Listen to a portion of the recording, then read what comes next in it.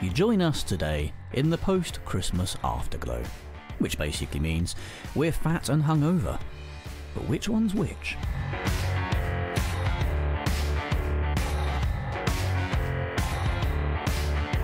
This is Partners in Crime with Adam Croft and Robert Dawes. Did you have a nice Christmas, Bob? Well, I did. I had an absolutely lovely time. Thank you very much. How about yourself? Well, yes and no. I mean, I'm definitely, when I made the joke about fat and hungover, I was at a wedding yesterday. We'll come to that in a bit, so the hungover bit possibly. The fat bit, not so much. You remember on the last episode I mentioned that my son had some gastric issues that week. Yes, you did mention but was better in time for Christmas, which was good for him. Unfortunately, 3 o'clock Christmas Eve morning, it became abundantly clear to me that I had not escaped. Oh, no. Yes. Christmas Eve, Christmas Day, Boxing Day were lots of fun. Oh, dear, you poor thing. Well, you do look very svelte. Well, I think it is the only Christmas in living memory that I've actually managed to lose weight. Well, that's not too bad going. And I wonder why I walked in. There were about 3 cases of domestos in the hallway. Yeah, next to the Imodium. Oh no! But I'm touching wood now. Hopefully we escaped that. Our place. So it was much merriness. We had a lovely Christmas Day, family around Christmas Day, even more family around on the subsequent days, and now we're in that strange sort of area of no more Christmas and the New Year just waiting around the corner. It's always a strange time, these couple of days, isn't it? Yeah, I mean, every other time of the year, you talk about the days by the name. It's Thursday or Friday or Saturday. This time of year, you go to numbers. Yes. It becomes the 27th or the 28th or the 29th. I couldn't tell you now what day is it. I really don't know. We're recording on Saturday. Oh, really? Thank goodness for that. Is it really Saturday? Yes. There we are. Finger on the pulse as ever, Dawes. Well done. 29th is... So yeah, well, yes, I knew it was the 29th. So that really, your theory is absolutely spot on. Yeah, you lose what day it is, and it just becomes a number. Oh yes, well the way I feel I've lost much more than just what day it is at the moment. I've been a little weary through celebration. Well, it's been a good year. I mean, this is getting on for episode 50 now, and we're almost a year old. We will be at the end of January. So is it the end of January? A whole year of us nattering away, and we've done a lot in that year. We've done a lot in that year. I was looking actually earlier today at what had been our most successful episodes. Yes. Which was interesting because we've spoken to all sorts of people. We've had guests from all over the world, from all kind of not all walks of life, but we've had TV, we've had literary, we've had producers, we've had all sorts of things. But yes, I mean, if you include video in this, then last week's was in our top 4 episodes of the year, and that was us very much in the flesh. It was. Does that help, us being in the flesh? I don't know. Shall I do a rundown of what was the 10th most listened to and watched of the year was Simon Michael, right, episode 21. Good. Number 9 was Linda LaPlante, episode 35. Of course. Number 8 was Angela Marsons, episode 14. And in at 7, Stuart McBride, episode 30. Ah, yes. 6 was episode 8, Ellie Griffiths. Number 5 was Mark Billingham, also episode 5. That is then where we slip in at number 4. Once you include the video views, with the most recent episode. First episode was number 3, Neil Dudgeon. The second most listened to and watched episode of the year was Val McDermid, episode 31. And the most popular one of the year was episode 6. He'll be very happy, Peter James. He will be happy. Which is a double-header Granite Noir special. Oh. Extra long episode. Good gracious me. Well, we've actually cut the duration of the podcast down a little bit, haven't we? For ease, to the half-hour format. Yes. Or as near as we can get to it. But that's fun. Oh, Peter will be pleased. Well, Peter is, some people may know he's got started rehearsing for his play this week. his new play, which is going on tour this year, so that's very exciting. So I'll keep you abreast of that particular situation and tell you what theatres to go and see it in, because it'll be very good. It's not one of his Roy Graces, it's his ghost stories. And because this is another thing that some people don't know about Peter, he can spin a very ghostly yarn when he wants to. Quite chilling, in fact.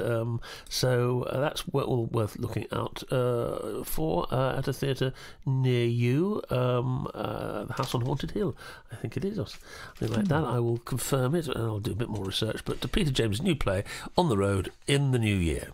Good. I was just having a look at the map, actually, where we've been listened to this year. And, well, most of the world. The only 2 European countries we've not been listened to in appear to be Lithuania and Belarus. Goodness gracious me. Other than that, with every country in Europe. I could have sworn someone once told me I was unable to walk the streets of Belarus. I was so famous. It's a bit like who was the biggest star in Albania? Norman Wisdom. Yeah, huge star for decades and decades and decades. I've got a friend who has got. They watch repeats of things I've done over the years in where is it? Slovakia. So apparently I've been made very welcome in Slovakia. Oh, really? Yeah, people don't know who the hell I am in Bedford, but I've got many fans in Slovakia, but obviously neither of us got any fans in Belarus or Lithuania. No, all of North America is covered, most of South America, and even a handful of countries in Africa. We seem to have regular listeners. Look at this. You can't see this, listeners, but with the touch of a button, Adam manages to conjure up all these statistics and maps, and it's an extraordinary thing to see. And look, he's done it again. There's a pie chart with lots of with colours of the rainbow, each one depicting something. What does that say? This is at the how many this is what they use to listen, so they're on Apple or whatever. I mean, to be fair, we use it to make the podcast better. We noticed there was a trend towards, with the exception of the Peter James one, the slightly shorter episodes being listened to more, and people listening the whole way through them. So we're using the stats to essentially democratise Partners in Crime and give the listeners what it is they're looking for. Well, I tell you what, I'm impressed listening to that. And of course, if you do want to make any suggestions, I haven't got a clue what he's talking about, but I just nod my head and go, "Oh, really?" Well, if you do want to make suggestions, you can email hello@partnersincrime.online. We're on Twitter at CrimeFic Podcast, and we've got our Facebook group, Partners in Crime. It's well worth it. He makes me email with any suggestions as well. So please do. If there's anything that can be improved, yes, get another presenter. Apart from the obvious, but anyway, we are a crime podcast. Loosely. I must rephrase that. But we are... We're a criminally good podcast. Criminally good podcast. Well, it was very nice. We got some very good news last week, didn't we? About we were amongst the top podcasts for Bustle.com. For those of you who don't know, and I'm sure most of you do, Bustle.com is a huge magazine, online magazine based in New York with 50 million viewers and listeners and what have you to it, and it's geared towards interests for women in particular, but it's also a news gathering, and I actually have it on my phone and pick up a lot of news on Bustle. It always comes up with a very interesting POV on lots of the main news subjects, which I find quite interesting. So yes, and apparently we're one of the best crime podcasts in their books, which has caught us a bit by surprise. Are we blowing our trumpet a little bit? Well, why not? We've never won an award for anything. So, we're sort of softly whistling on a recorder, really. It's not bad for a first year, is it, to have an award, or at least to be on a list? Yes, and at this moment you can hear people switching off by the hundreds. I've had enough of that. Right, let's get on to crime. Let's get on to crime. Do you have some recommendations? I'll be honest with you. I've with it being Christmas, the only thing I have been tucking into is the Agatha Christie on the telly we were talking about. Yes, I've still got the last episode to watch. I've got to watch that today because what with the wedding and everything yesterday, I was a little bit busy. But yes, I've watched the first two. Well, I'll be interested in what you thought, because there's been a little bit of controversy about it, a tiny tad of controversy. I've been watching it, and I think it's absolutely terrific. I'm glad you said that. I really liked it. But it hasn't pleased everyone. No. There was a rather contentious tweet that went out yesterday criticising John Malkovich's performance from a very well-known broadcaster journalist in this country, which didn't go down very well, and I understand why. I mean, I think it's terrific. The darkness of it. We previewed it on our last podcast, and John Malkovich is extraordinary. A few people have said the accent. We can't get round the accent. He doesn't seem to have a very good Belgium accent. But what does a Belgium accent sound like? I mean, and don't forget, Poirot had been in the country for 20-odd years at that point. Exactly. But I love the darkness of it. He still has his moustache, but there is a beard beneath it. And opens the first episode of the ABC Murders, colouring in his little grey beard.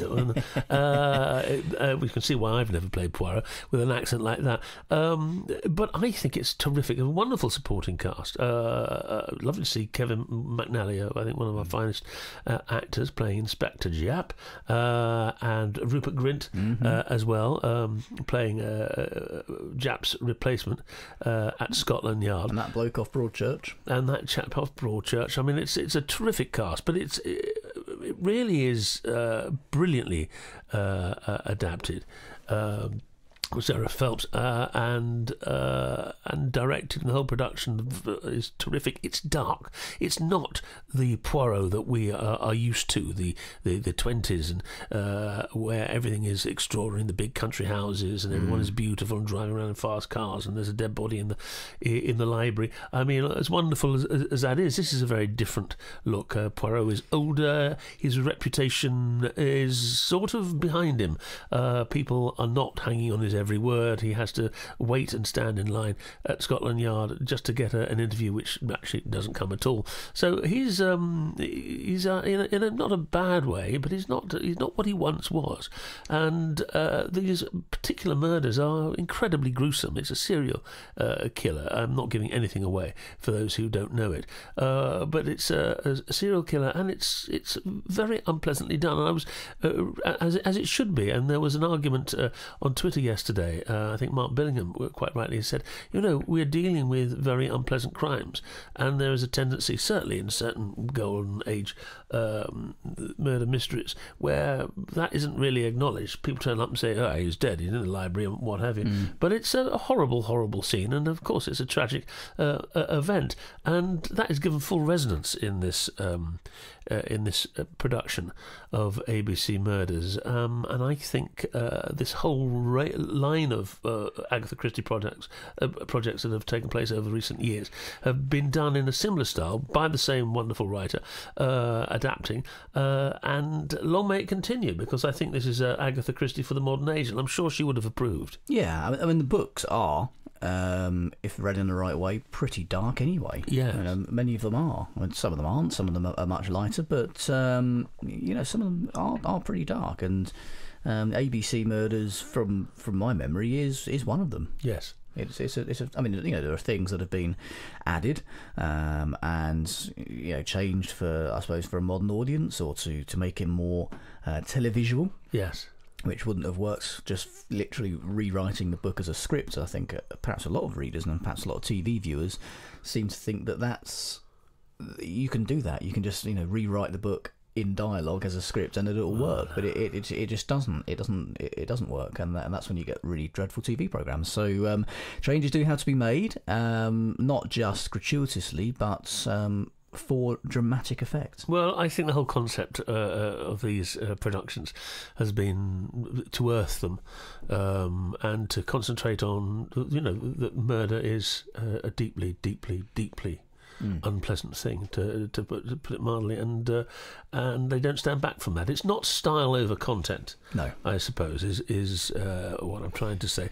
This is on BBC One at the moment for anyone wanting to, if it hasn't heard of it or wants to see it. So hopefully that will be on the BBC platform worldwide. I dare say there's some American money in it. For the bigger productions. Well, yeah, I mean you can get it on the BBC iPlayer, but I also noticed at the end it's a co-production between BBC and Amazon Prime Video. Oh right. So I expect, if not already available on Amazon Prime, that it will be very shortly. So that's probably the best way for the worldwide audiences. Well, it's a strong recommendation from Partners in Crime for the ABC murder, starring the extraordinary John Malkovich and a great cast around him.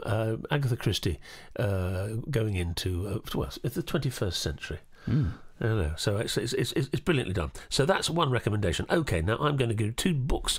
One I'm catching up on, actually, and everyone's probably read it already, but I think it's an extraordinary book. It is called The 7 Deaths of Evelyn Hardcastle, and it's by Stuart Turton. Lots of people have been telling me about this book, and I think it's extraordinary. It's it says Gosford Park here. It's Gosforth Park meets Groundhog Day by way of Agatha Christie and Black Mirror, the most inventive story you'll read this year, somebody says. Tonight, Evelyn Hardcastle will be killed again. It is meant to be a celebration, but it ends in tragedy as fireworks explode overhead. Evelyn Hardcastle, the young and beautiful daughter of the house, is killed. But Evelyn will not die just once. Until Aidan, one of the guests summoned to Blackheath for the party, can solve her murder. The day will repeat itself over and over again, every time ending with a fateful pistol shot. The only way to break this cycle is to identify the killer. But each time the day begins again, Aidan wakes in the body of a different guest, and someone is determined to prevent him ever escaping Blackheath. Well, that's the plot. Selected as a book of the year by The Guardian, iPaper, Financial Times and The Daily Telegraph.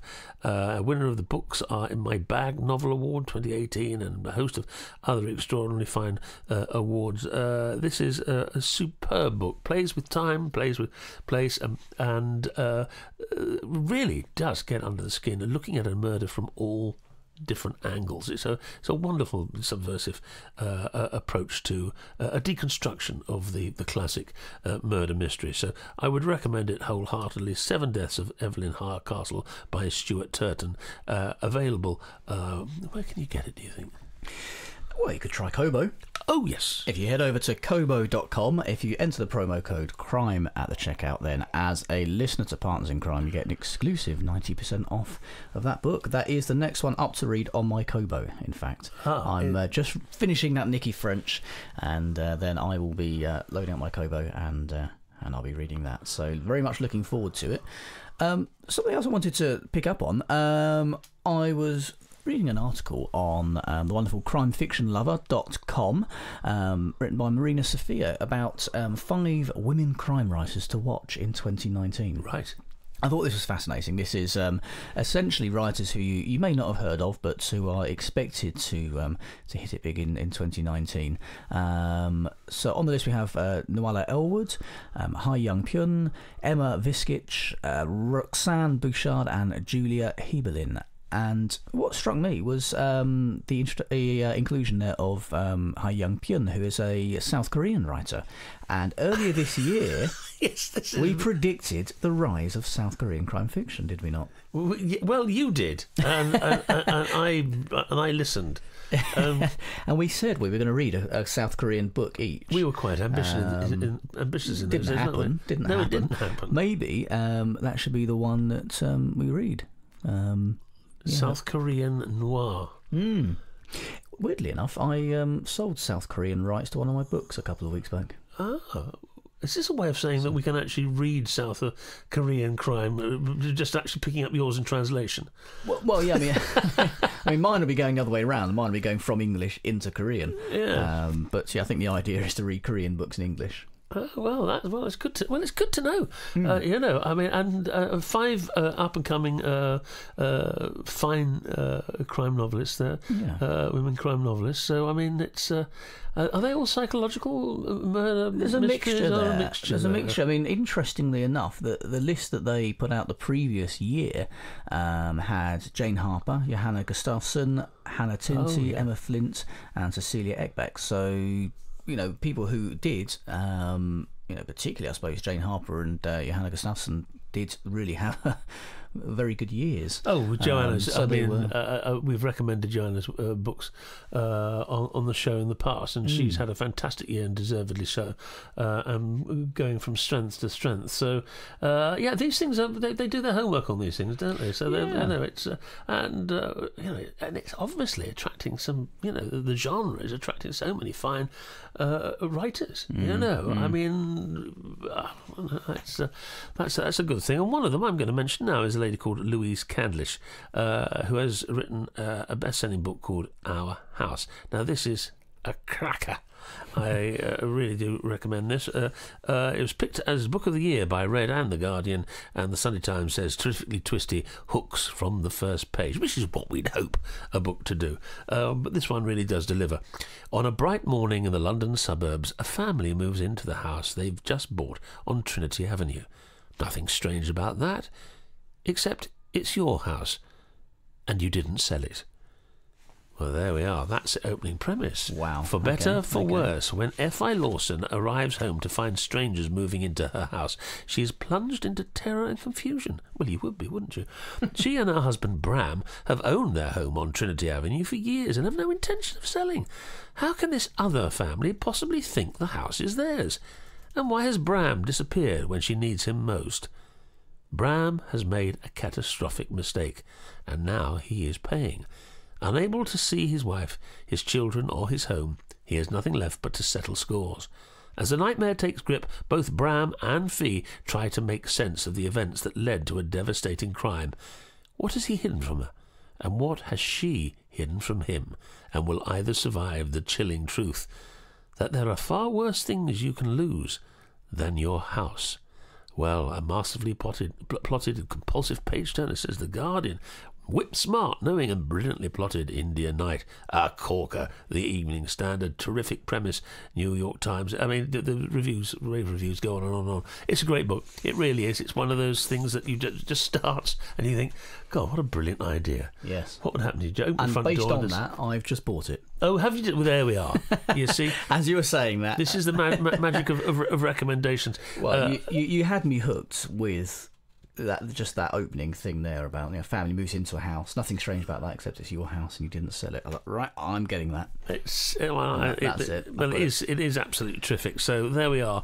Louise Candlish is the author, and the book is called Our House, available from Kobo and all good suppliers of fine literature. But of course, Kobo are the best one. Well, but of course. Something else I spotted in the news that I saw as well. You were agog on Twitter and you were positively frothing at the mouth. Oh yes. Was the return of a TV show you barely ever mention, actually, Spiral. Oh yes, that's the one with the connection to your television setup, isn't it? Really? Yes. This is. Here we go. I'm going to be talking about Spiral. Spiral's back, ladies and gentlemen, for its last ever series, Series 7, I believe. Of course, I'm excited. The trailer's out. You can find it if you're a Spiral fan like me. It will find its way to you, actually, as these things tend to do now on the internet. So yeah, it's back. I can't wait. It's a melancholy feeling, though, because it is the final series. There will not be any more, they say, and I believe them.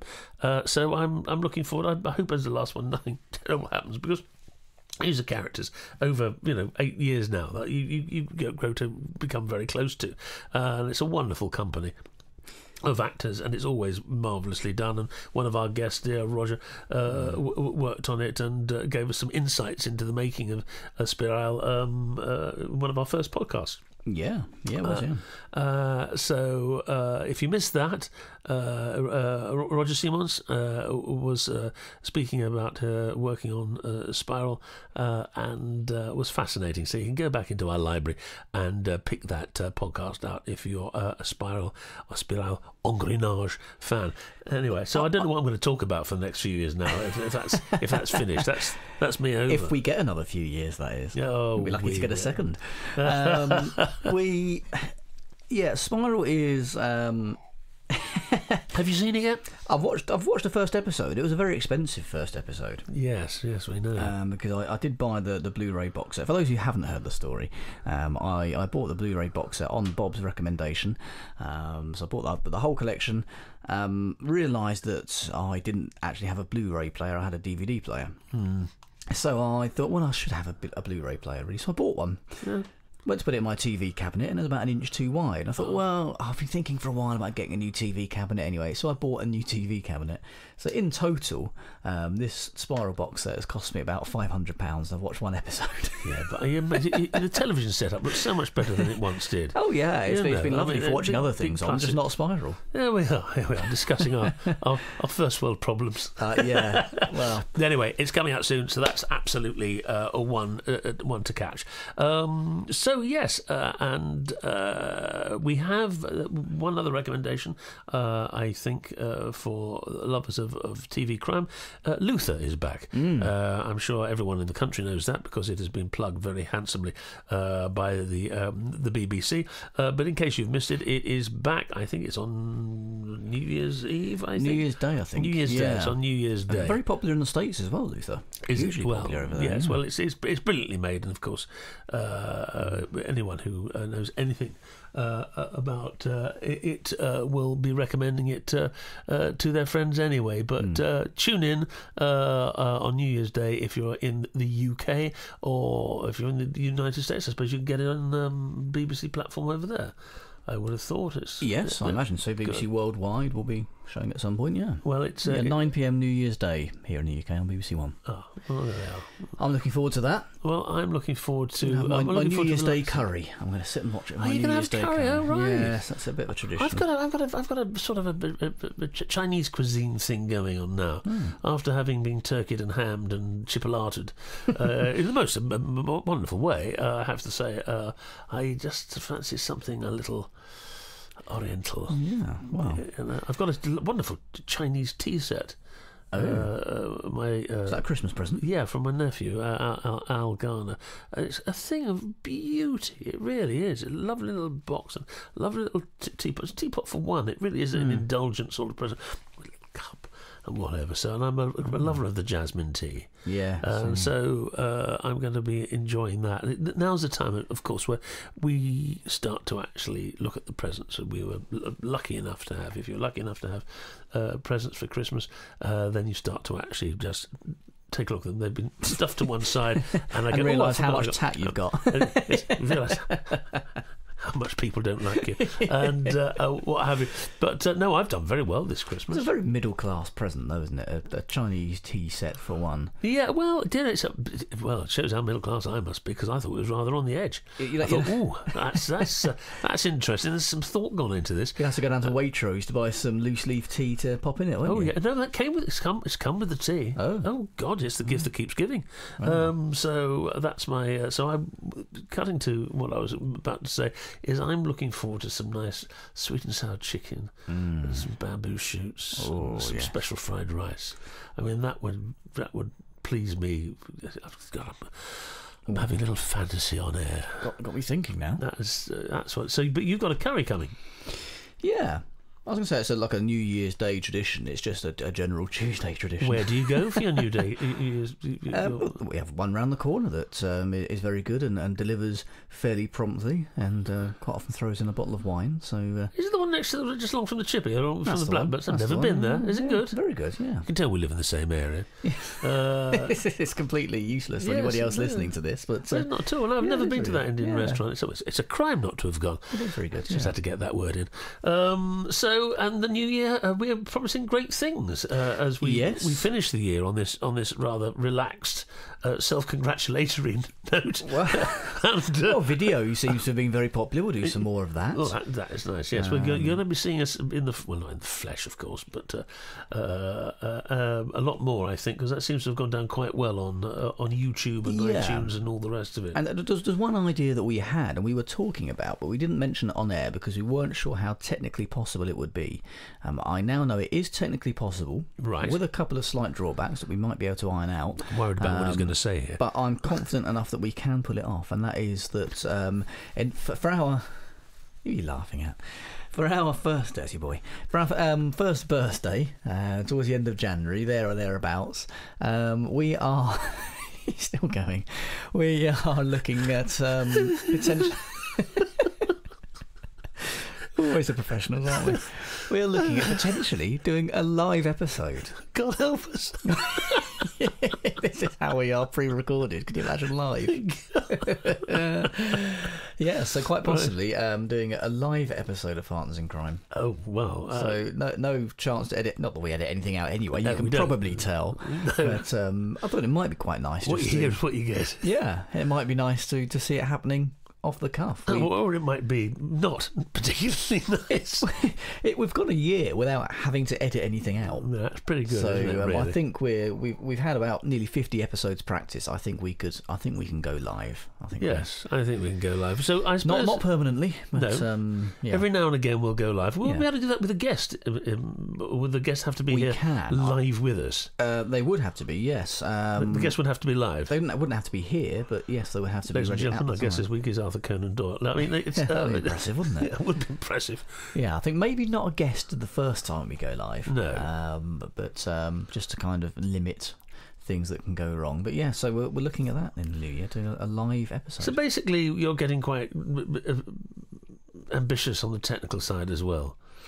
Well, yeah, pushing the envelope. There are things we can do. There are boundaries we can push, and we're always looking to make things better and introduce new things on Partners in Crime. And yeah. And one thing I'm very keen on, and we must do it, is if, again, we've asked this in the past, if you've got any recommendations of crime writers or books that you've read that you just think deserve a shout-out, or don't deserve a shout-out, or whatever, please let us know, because it gives us a chance to read your suggestions and put in our half-penneth and mention the books and authors on air. So please keep those coming in, those of you who do so already, and those of you who don't, perhaps you might consider letting us know what your best reads are, and we'll read them and, as I say, give a shout out. Yes, well, I'm about done. It's been a good year for us, I think, hasn't it? And it's been a lovely year. We've made a nuisance of ourselves all over the place, really, and I can't believe it is coming up to a year, but it is. Time flies, but it's been an education as much as anything else, and it's been every week, coming down here to the studio or travelling up to Morecambe or Aberdeen or wherever the show's taking. And that's another thing we're going to be doing. We're going to be going out and about a little more. We've got a couple of exciting projects straight off the bat. That's something I'd like to do, is not only do a live episode, but do it live from a festival. Yes. Well, that's and sit up there on the stage with a live episode with a live studio audience who can interact with us. That would be a technical undertaking, but I'm sure you can do it. I put all my technical hopes and wishes are in your hands. I think it's doable. We'll things like that we're looking to do. It's been a great year. We've had some fantastic guests. All the big hitters. Had Peter James, Val McDermott, had Tess Gerritsen, Mark Billingham. Stars of stage and screen. It's been wonderful. We've had some Stephen Booth, we've had R.C. Bridgestock. It's been absolutely terrific, really. And also crime festivals. Ellie Griffiths. To Granite Noir. It's been out to Aberdeen, to Morecambe, went to Scarborough for Books by the Beach. Yeah, I was going anyway, but but it's a fascinating thing, really. And what I'm trying to say, it's been a voyage of discovery, certainly for me, and I think you'd probably agree for yourself too. It started off as just an idea in my front sitting room. I seem to recall. It's a working class boy, front sitting room, and in the front room, and it sort of developed into this because of your technical skills and knowledge. You've sort of made it possible. So I suppose I'm saying thanks for that. We're constantly evolving as well. Yeah, I suppose you have to keep moving, really, especially, we're not exactly cutting edge, and it's never our intention to be cutting edge, but what we like to do is we like to be sort of up to date on what's going on. Yeah.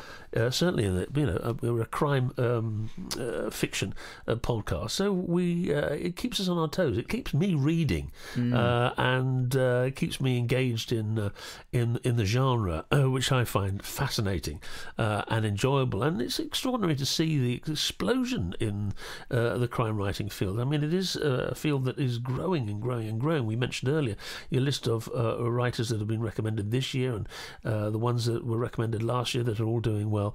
I mean, there are lots of very fine writers who work in the genre, and you can read their books, of course, which is the whole idea, but you can also get out and meet them at festivals, and hopefully listen to them on shows like this when we interview them. It's a fascinating world. It gives much pleasure to an awful lot of people, and I know even anyone listening to this now is already biased in that particular way, because you like your crime fiction, you want to know about the up-and-coming books that are recommended, and listen to the people who actually write the books, and listen to their stories and their history as well. So once again, thanks for listening, all of you out there. It's very much appreciated by Partners in Crime, and we'll try over the coming year to continue doing what we've been doing. Yeah, if you do have ideas for features or suggestions for things you want to see, then contact details are all in the show notes. But yeah, from me, I want to say thank you to everybody for listening over 2018, and hopefully we'll see you back here next year. Okay, partner. Partners in Crime was presented by Adam Croft and Robert Dawes and produced by Adam Croft. The theme tune was by the Caesareans. The Partners in Crime logo and imagery were designed by Stuart Beisch. Partners in Crime is sponsored by Kobo, your favourite local bookshop, perfected.